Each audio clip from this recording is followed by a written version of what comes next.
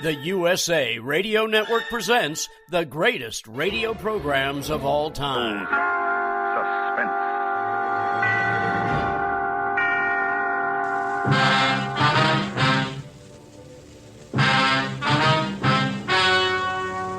Ladies and gentlemen, the story you are about to hear is true. Only the names have been changed to protect the innocent. Dragnet. This is classic radio theater. Gangbusters. I was a communist for the FBI. Lights out, everybody. Now here's your host, Wyatt Cox. Radio's outstanding theater of thrills, Suspense. Ben Wright, starring in an episode entitled The Tramp. This episode originally broadcast July 25th, 1956.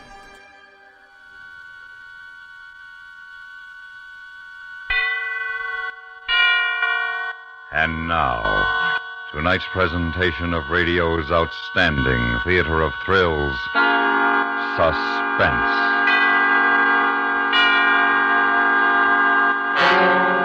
Tonight, we bring you the story of a tramp steamer and piracy in the Atlantic. So now, starring Mr. Ben Wright, here is tonight's suspense play, The Tramp.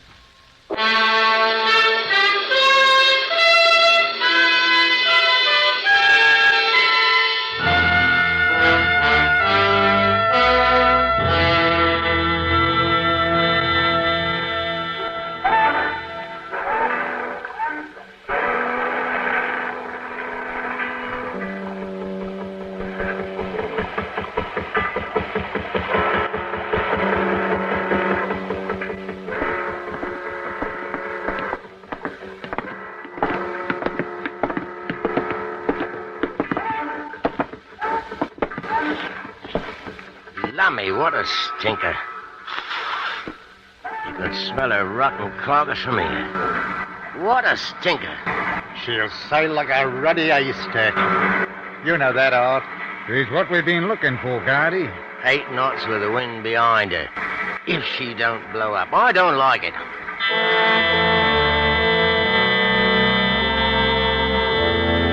She was 6,000 tons of the ugliest tramp I'd ever seen.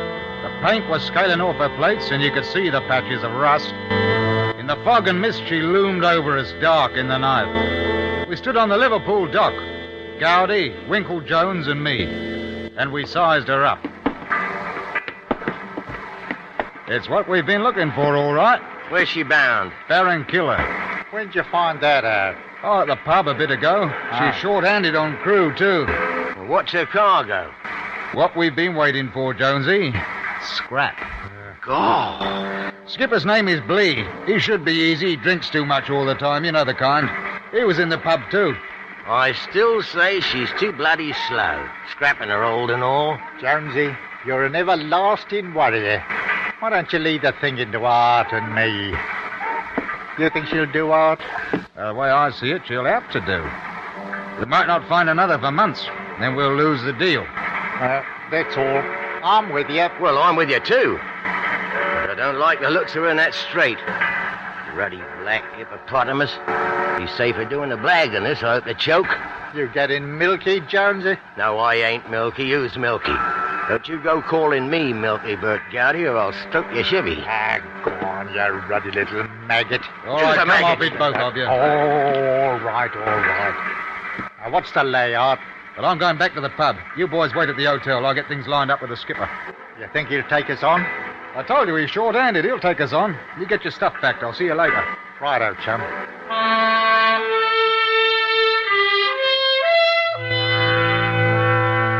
I walked up the Frog and Toad to a walloper called the Jug. Inside were seamen mostly, and the rest were a lot of dirty muck from narcs to dodos. I spotted the captain, Blee, sitting in a corner, dipping his yellow moustache in a mug. And after I got my own pint, I walked over to him. Oh, he was well canned, I could see that. She's a great ship to be on, or no, I don't believe it.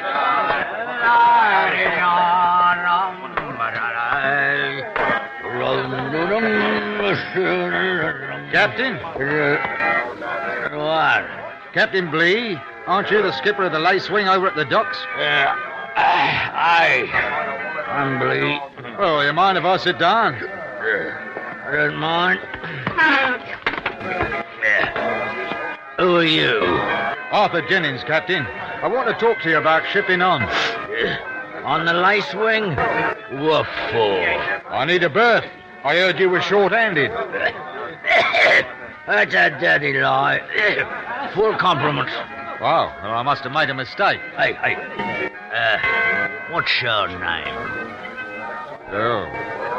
Well, I'm not up to any game. I don't follow you. Oh? You trying to up the twig or something, huh? Oh, I'm clean with the police, Captain, if that's what you mean. You're not after me. Then why do you want to sign up on a blister bladdering scow like the Lacewing? Well, like I said, I need a berth. I got my papers, second officer in my last ship. Let's see. Arthur Jennings.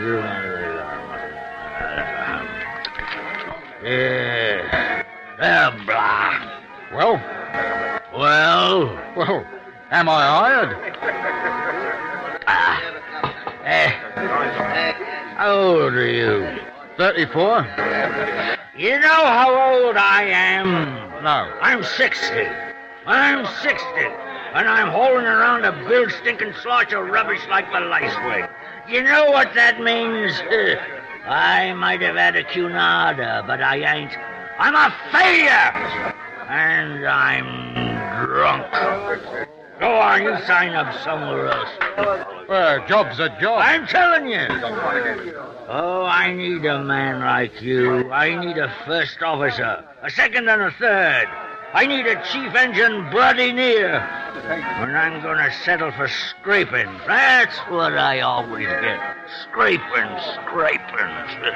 Oh, go on. I still want to sign on. I hear you're bound for Barranquilla. Well, there's no bonus. No bonus on my ship. Owner doesn't believe in it, the dirty dog. That's all right. You'll have lascars and mugs on you. I'm used to it. I've been around. On the sea, one man's the same as another.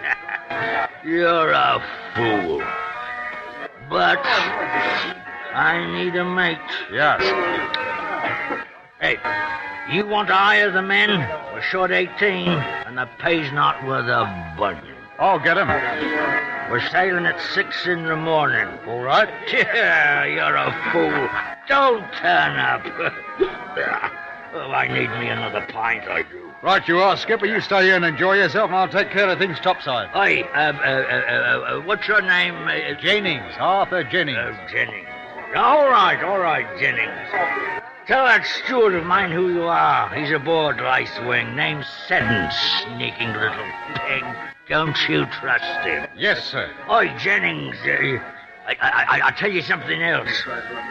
I don't trust you neither, see? Oh, you're too smooth. But you're not scuppering me, see? And don't you forget.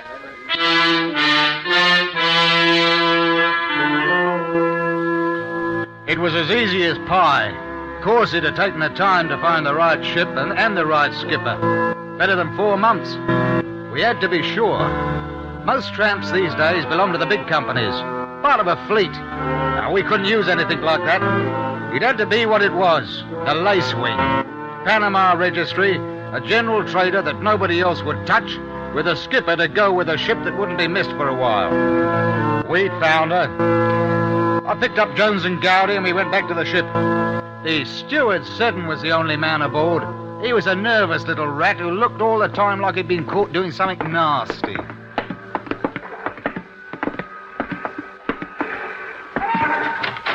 This'll be your cabin, Mr. Jennings. What do you take me for? You call this a cabin? It's not fit for a pig. Get it cleaned out. Oh, yes, sir. Sorry, sir. Now, look here, Seddon. Mr. Gowdy here's the new second officer. Mr. Jones is chief engineer. That's Captain Blee's orders, see? Yes, sir. I'll see their quarters is put to rights immediately, sir. You're ruddy well better.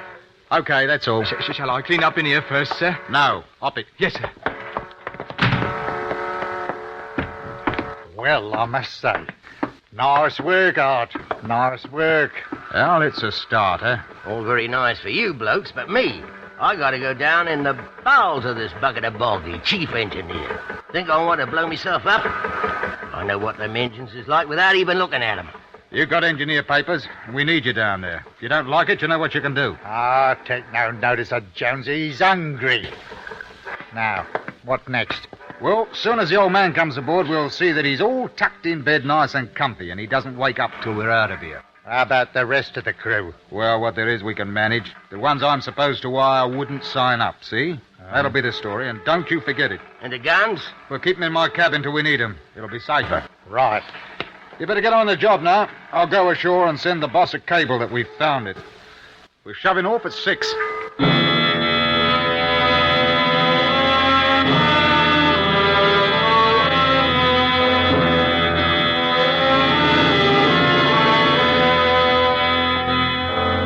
The skipper was carried aboard by a couple of crewmen at 3 o'clock that morning.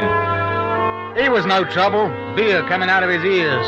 At 5, the rest of the men had straggled up the gangway, and at 6, we eased away from the dock. And after a bit, the lacewing was burying her dirty nose in the cross-chop of the Irish Sea.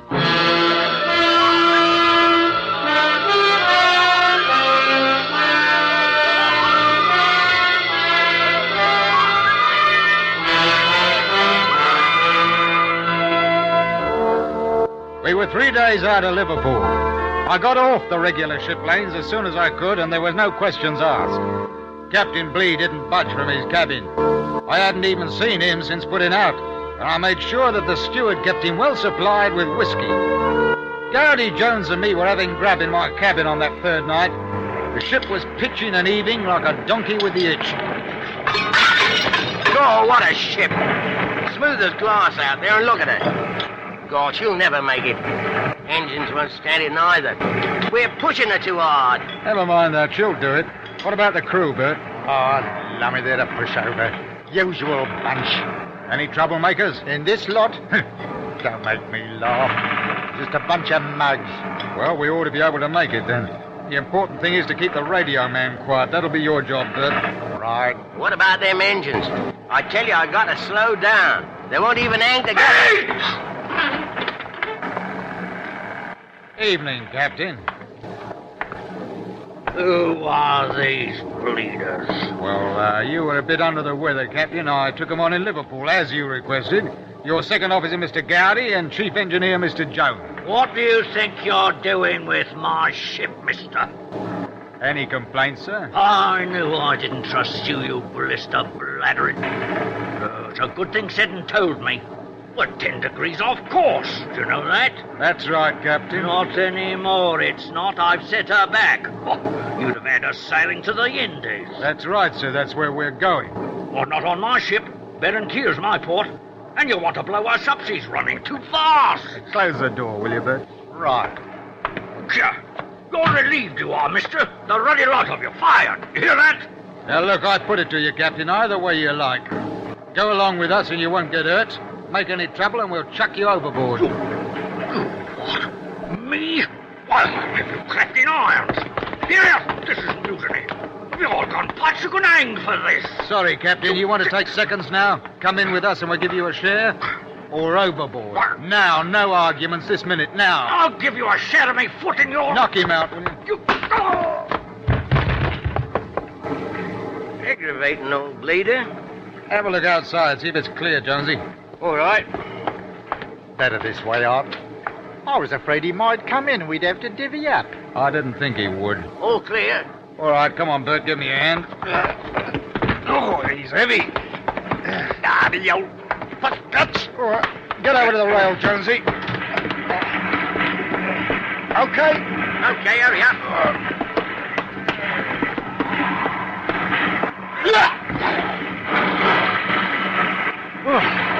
Have a nice swim, Captain dear. Well, that's that. In the morning, we'll break the sad news to the crew. Now, let's get this hulk back off course.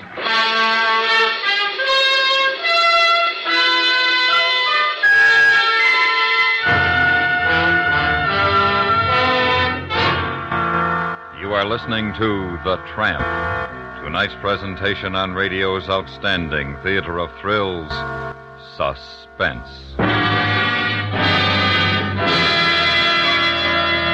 July 25th, 1956, Suspense on Classic Radio Theater. It is a horrible scenario, but it happens. Dennis writes about his wife. She was diagnosed with leukemia. In fact, she's a 2-time survivor. And in the midst of all that, they ran up over $1 million in medical bills. Thankfully, they're MediShare members. And Dennis says they are so thankful for that, how others came together to meet their needs. And that's how so many MediShare members feel. This is not health insurance. It's different. You don't have to pay for things you don't believe in. And like Dennis found out, it just works. So if you join MediShare, not only do you save a lot of money, the typical family saves about $500 a month, but you know where your money's going each month. You're helping people. And if the time should come, they'll be helping and even praying for you.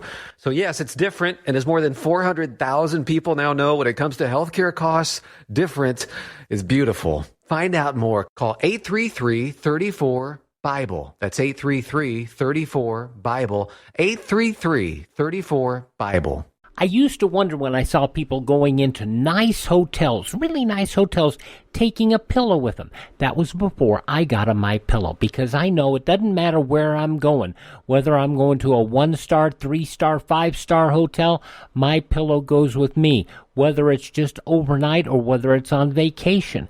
And here's the great deal about MyPillow right now. The lowest price ever offered on radio or TV. 2 MyPillow premium pillows for $69.98. That's only $34.99 per pillow. The lowest price ever offered on radio or TV. And it's still the same pillow. Great pillow, 60-day money-back guarantee, 10-year warranty. And call them. 1-800-951-8175, or go to MyPillow.com, use promo code USA, click on the 2-pack special, and get the best deal you've ever gotten on a good night's sleep when you get a MyPillow. This is an urgent health notice for all residents suffering from back, neck, knee, and wrist pain. You may qualify for a pain-relieving brace at little or no cost to you, but the deadline is fast approaching. Simply call the Health Alert Hotline now. You heard right. You may qualify for a pain-relieving back, neck, knee, or wrist brace. These items may even be covered by Medicare or your private insurance. The Health Alert Hotline is your brace company. These specialized braces have been tested for pain relief. Call us toll-free right now to determine your eligibility and to learn how to use your private insurance or Medicare to minimize your out-of-pocket cost. Don't wait. If the deadline passes, you may lose your opportunity to get a pain-relieving back, neck, knee, or wrist brace at little or no cost to you. 800-223-3831. 800-223-3831. 800-223-3831. That's 800-223-3831. You're listening to Classic Radio Theater on your favorite station. July 25th, 1956, Ben Wright in The Tramp.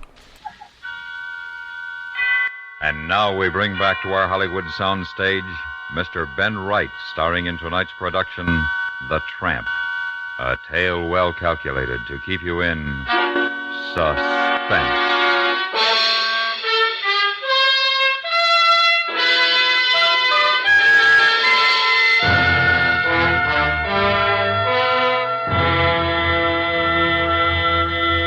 The next morning, I called the crew together on the upper deck. I had a slip of paper ready in my hand, and when they quieted down, I gave them the speech. Men, I've got a sad duty to perform. Last night, Captain Blee did away with himself. He jumped overboard. He committed suicide. He left a note for me, which I'll turn over to the proper parties when we reach port. Also, it is his instructions that we proceed to Dominica instead of Barranquilla. I am carrying out that order. Until we get to port, I shall be the acting captain. That's all. Get back to work. Oh, what an actor you'd have made, Art. Lovely. Do you think they swallowed it? I think so. I'm not too sure about a couple of them, though. That steward Seddon and the bloke with the mouthful of teeth, the donkey man. Austin? Him looking this way? Yes. I'll keep an eye on both of them. Yes. And now you better get a message off to our boy in Dominica. You think the radio man will get nosy? There's no reason he should, and don't you give him any call to be, Bert. Don't you worry.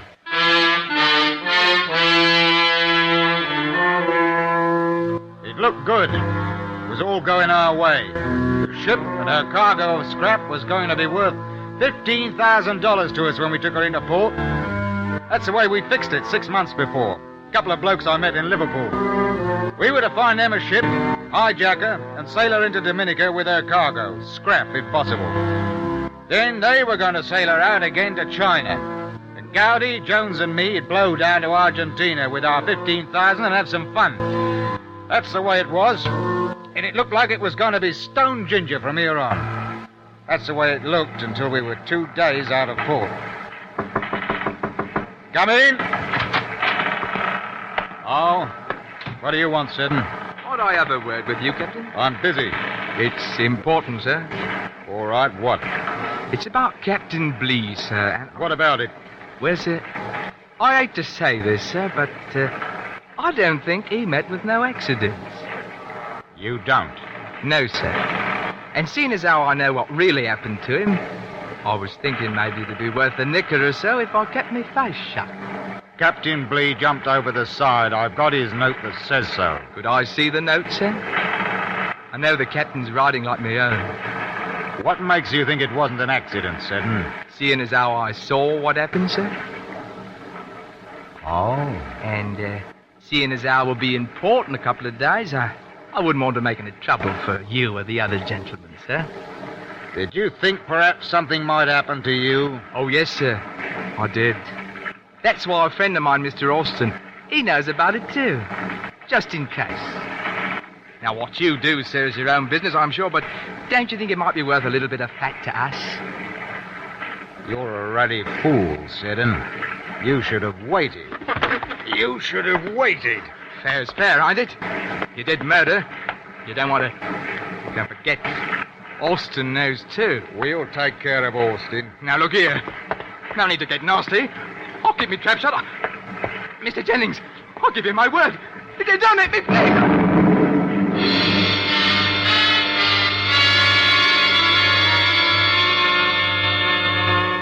The explosion threw us both off our feet, and Seddon was first up. He got out of the cabin like a whippet. The engines had stopped, and I knew whatever had happened was in the engine room. I got up to the bridge. Gowdy was already there. Can't raise anybody down there, Art. Jonesy below? I think so. Give it here. Come on, come on. I'd better get down there. Look at the crew. Gore, we're in for you, Art. It'd be worse if they get off in the boats. Seddon and Austin know what happened to the captain. Oh, the game's up then. Boy, Gowdy. It's me, Art. What happened, Jonesy? Boiler's busted. Fire? No, but she's shipping water like a bloody sieve. The conclusion of Suspense, Ben Wright starring in The Tramp, from July 25th, 1956 in 4 minutes on Classic Radio Theater. You know, for a while I worked in a hotel and I really used to go, why do people bring their own pillows with them? Well, once I got a My Pillow, I understood. Because doesn't matter how good the hotel is, doesn't matter whether it's a 2-star, 3-star, 5-star hotel, it doesn't matter how nice the hotel is if you don't get a good night's sleep. And the key to getting a good night's sleep is a My Pillow. Now, the best deal ever offered on My Pillow right now.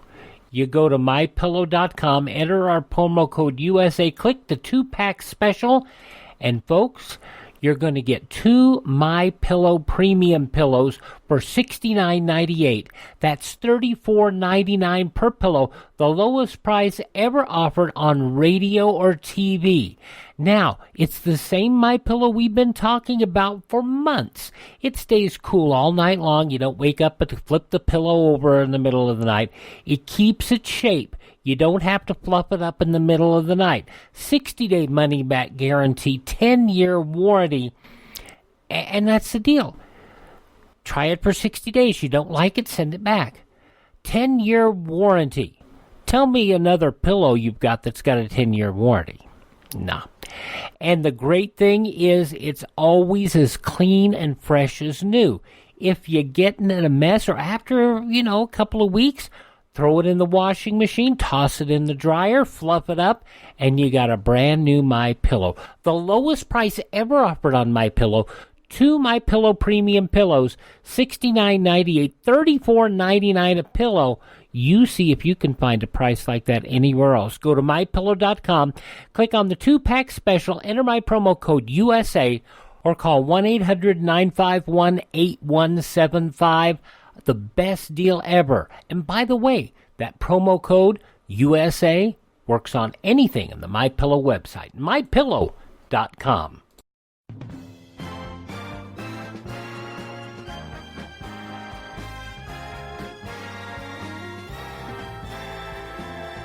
Thank you for tuning in to Classic Radio Theater on your favorite station. Now, the conclusion of an episode of radio's outstanding theater of thrills, Suspense, The Tramp, starring Ben Wright. This was originally broadcast July 25th, 1956. You all right? Smashed me arm. Stoker's caught it. They're done. I'll send some men. How many do you need to stop the leak? You can't stop it. There's an hole 6 feet or more, and another behind the boiler. I'm coming up. Oh, we're done, we are. Get over to the radio cabin. Don't let that man send an SOS. Quick. He's got to one. We might not get picked up. You heard what I said. We've still got a chance. After we take care of Seddon and Austin. If they split, it's all up with us. Now, go on. Oh, Captain, forward hose, bloody. Shall I give the order to abandon, sir? No, get the pumps going. Aye, sir. But the cargo's shooting with the explosion. She's going fast, sir. Get on the pumps. Bert, get down there with him. I'll take care of the other thing. Will you listen to me? It's too late. Move it!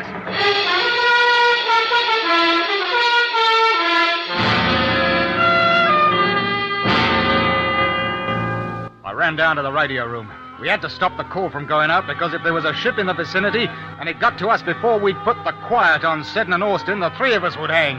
And a sinking ship was a sightless worry. And I heard the message before I even opened the door. Stop it! I've been sending it, sir. Already got an answer. I said stop it! We're sinking! It's my duty, I have to! We are not under yet. You think I want us hauled in for salvage rights? You send out that we're okay, see? Now, do it now. Need no assistance. Send it. There's a ship about 20 miles off, sir. She could stand by in case. She's on her way. Will you do as you're told? Need no assistance.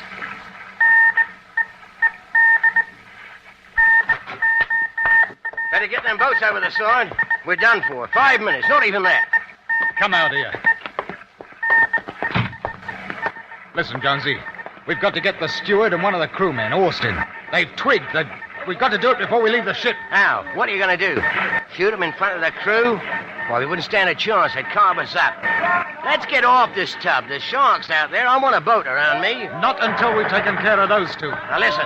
You do what you want. I'm clearing out now. I told you them engines wouldn't stand it. Well, they haven't. Now, I'll take me chances with the law, but not here. She's breaking up. I've told him to get the boats over the side. Come on, let's get out. I'm with you, Bert. Abandon ship!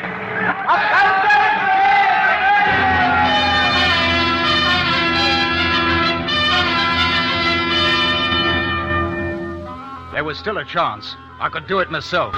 Find Austin and find that dirty little rat Seddon. Do them both in, and there was still a chance that nobody would know. I went looking for him.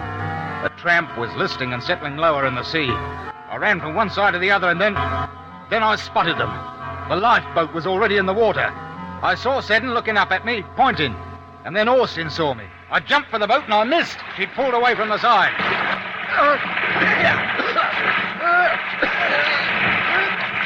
Wait. Wait. It's Jenny. Give us a hand, will you? How's it feeling there? You know what old Flea felt like now. Give us a hand, will you? Ought to let you drown, dirty murderer. He was going to kill me. Leave him in there. No, get me out. You make a confession, see? All these other blokes is witnesses. You confess. Now, or you can swim for it. All right, I did it. What did you do? I killed the captain. You and their mother, too? Yes. All right. Come on now. Up, city.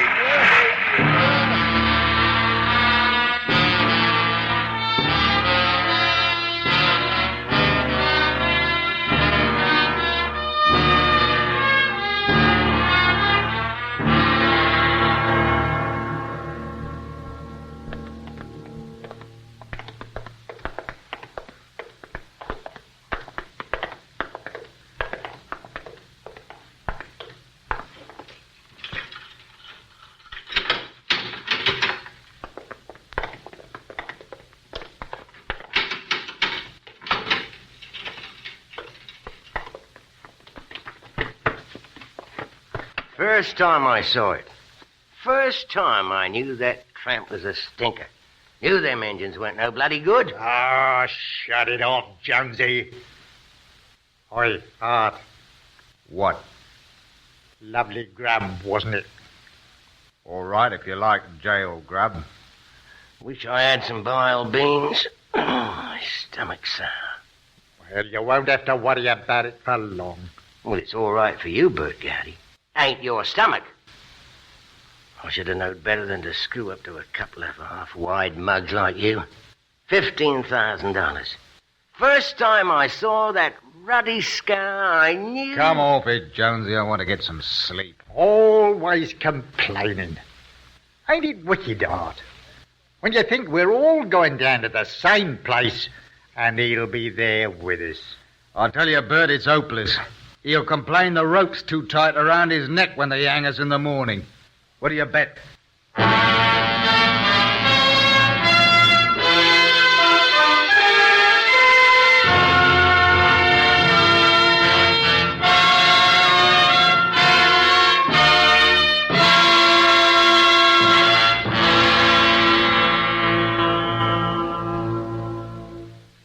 Suspense, in which Mr. Ben Wright starred in tonight's presentation of The Tramp. Be sure to join us next Wednesday when we bring you an account based upon fact, the story of Custer's last stand. That's next week on radio's outstanding theater of thrills, Suspense.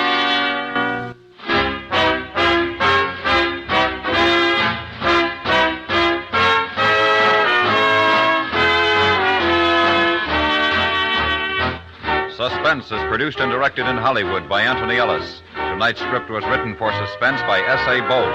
The music was composed by Rene Garagunk and conducted by Wilbur Hatch. Featured in the cast were Stan Jones, Joseph Kearns, Charlie Long, Raymond Lawrence, Lou Krugman, and Bill Shepard. July 25th, 1956, Suspense on Classic Radio Theater.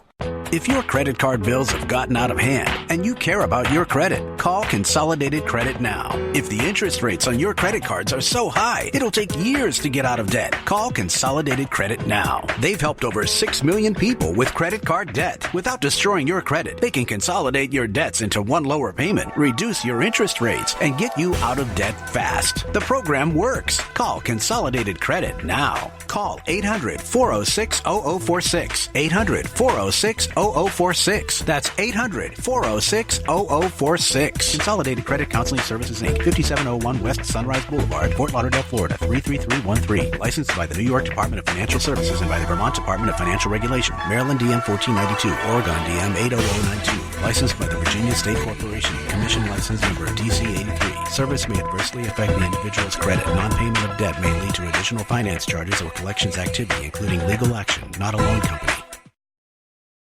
If you're over the age of 50 and considering buying an annuity in the next 60 days, I have some important news for you. Don't buy an annuity until you understand the pros and cons of annuities. A free book to help you maximize your retirement income from television host and three-time author Josh Melberg has been released. This book reveals little-known truths about annuity strategies in simple-to-understand terms. Grab a pen right now because we are about to offer you this free book that unlocks the 5 little-known secrets we believe baby boomers and seniors should know before buying an annuity. Call 800-985-1813 now, and you'll receive a free copy of Josh Milberg's book, Next Gen Annuity Strategies Revealed. As a bonus, we'll also send you a copy of The #1 Mistakes Retirees Are Making with Their Investments Today, and a free DVD on how you can get up to 33% more income in retirement. Call 800-985-1813 now. Again, that's 800-985-1813.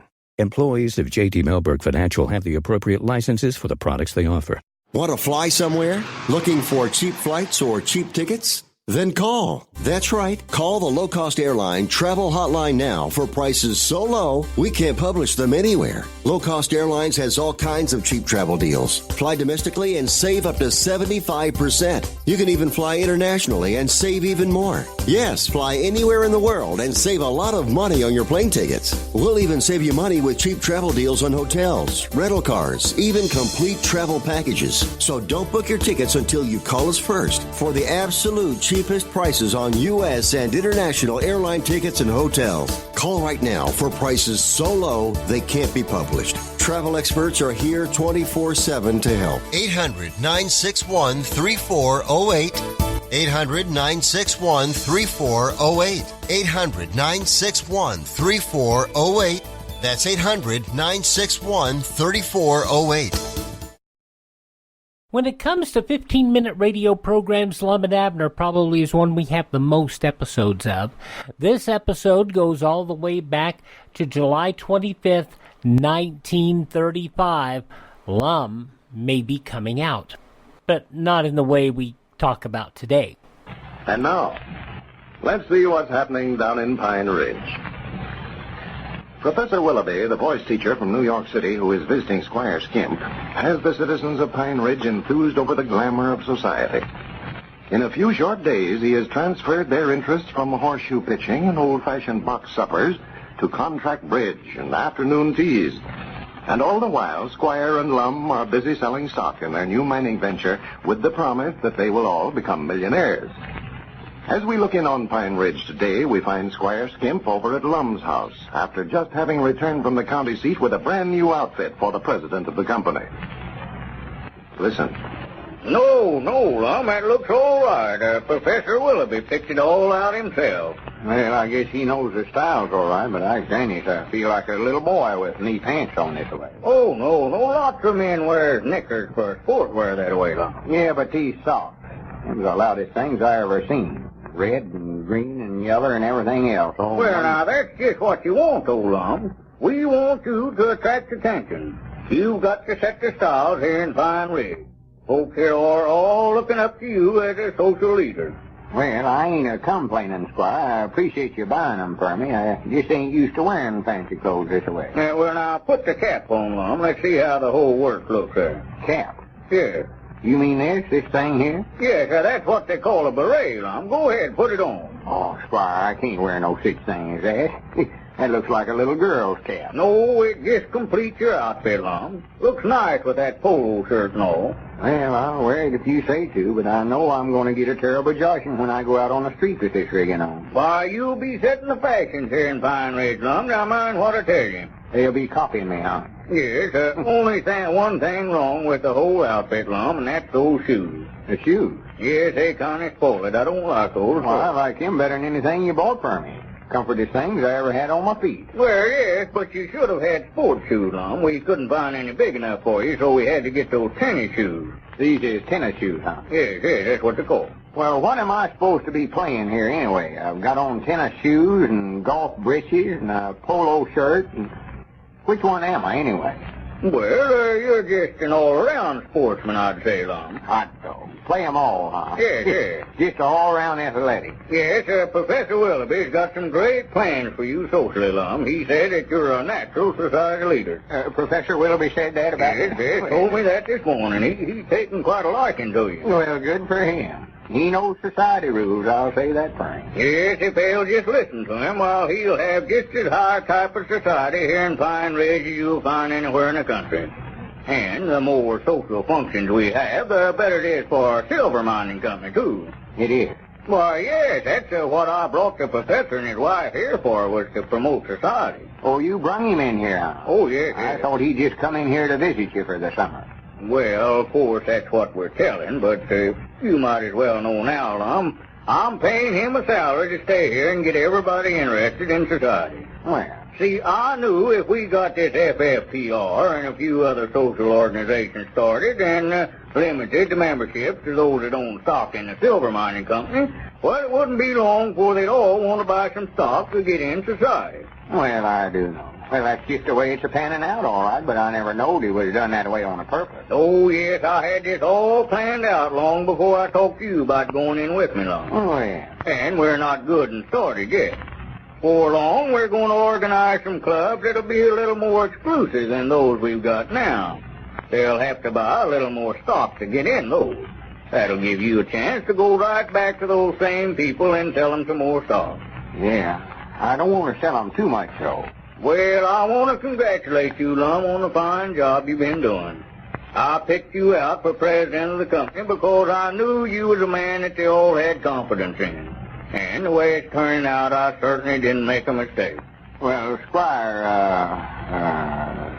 you're sure there's silver out there in that mine, all right, ain't you? Oh, my, yes, worlds of it, worlds of it. I showed you some of the ore that come out of it, Lum. Solid silver, you looked at it yourself. Yeah. Well, I'd hate mighty bad if these friends of mine bought this stock on my recommendation and then it never turned out so good. Lots of them are putting up every nickel they've got.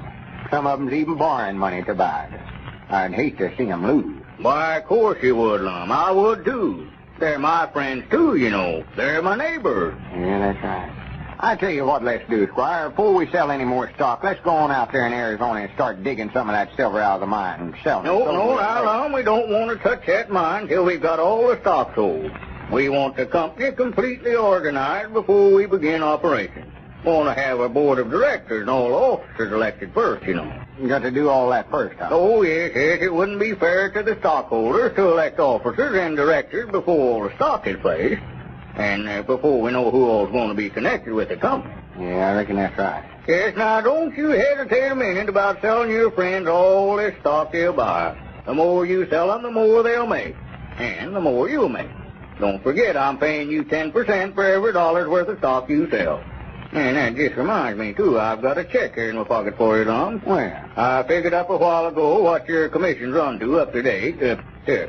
There's my check for $205. Have I made that much already? Yes, that's not a bad week's work, is it? Granny, this is a gold mine instead of a silver mine. Now, you said the other day, Lum, something about that you'd like to buy a little stock in the company, too. Well, yeah, I want some of it. Well, I think you being president of the company, it'd look better if you owned some stock. Oh, yeah, I want all I can get. I just wished I had more cash to put into it. Well, the thing for you to do, Lum, is take the money that you make off the stock you sell and invest it right back in the company.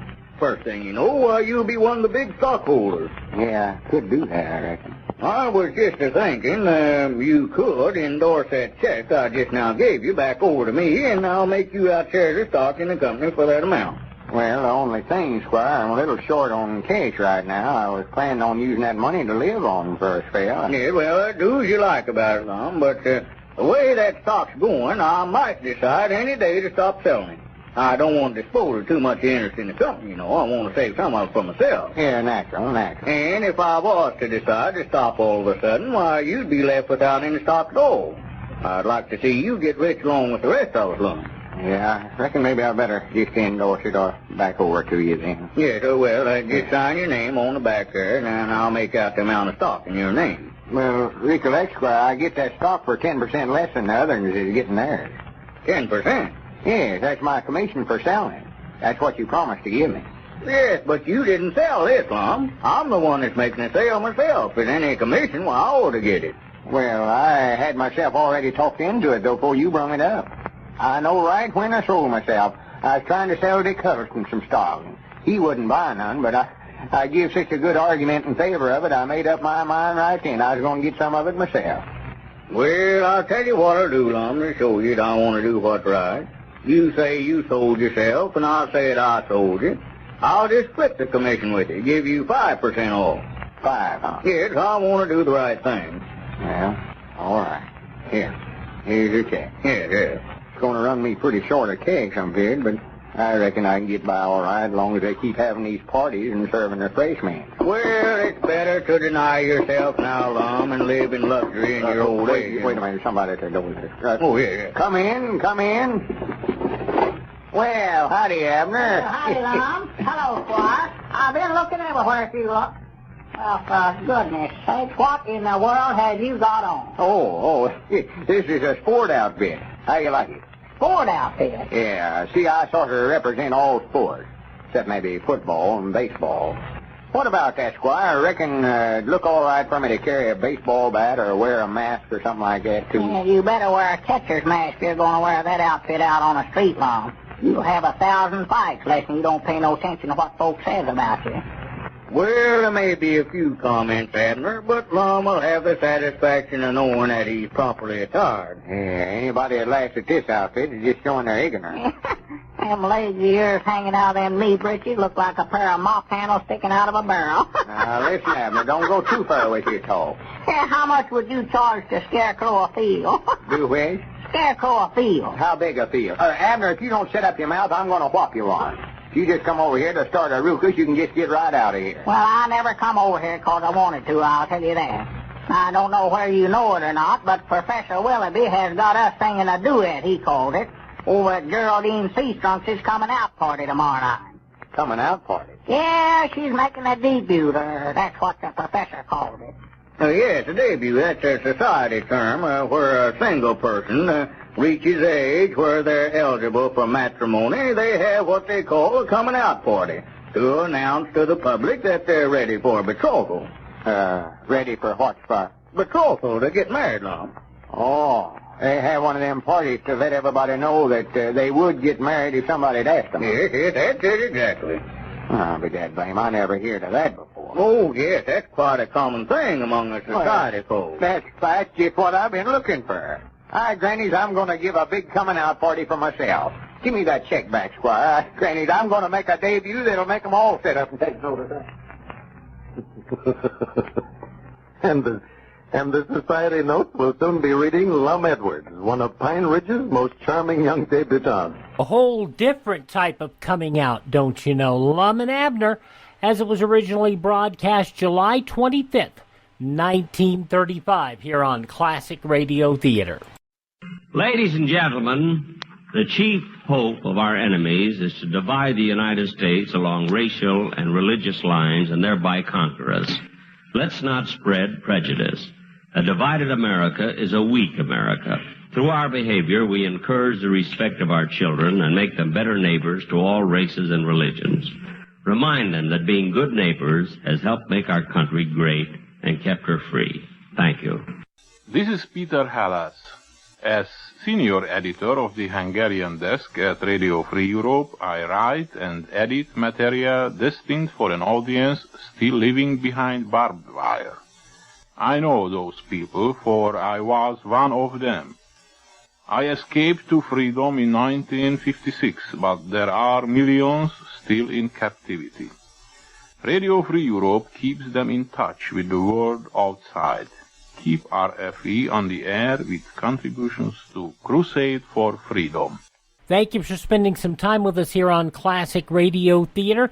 Would you do me a favor and visit our webpage, classicradio.stream. That's classicradio.stream. There you can stream our Classic Radio Theater podcast, learn more about classic radio collecting, and contact me there, classicradio.stream. Our email, classicradiotheater@gmail.com. You can also find our podcast anywhere fine podcasts are served. iTunes, Spreaker, the iHeartRadio app, even Spotify. All you have to do is search on your favorite podcast app for USA Classic Radio Theater. And a reminder, our good friend Ted over at RadioMemories.com sells collections of old-time radio on cassette, on CD, and on MP3 CD, and on flash drives. All you have to do is contact Ted through RadioMemories.com. That's RadioMemories.com. Thanks for spending part of your day with us. I'm Wyatt Cox. Thanks for listening. Thank this station. Support the advertisers. Tell a friend the great radio shows are back. Classic Radio Theater here on your favorite station and the USA Radio Network.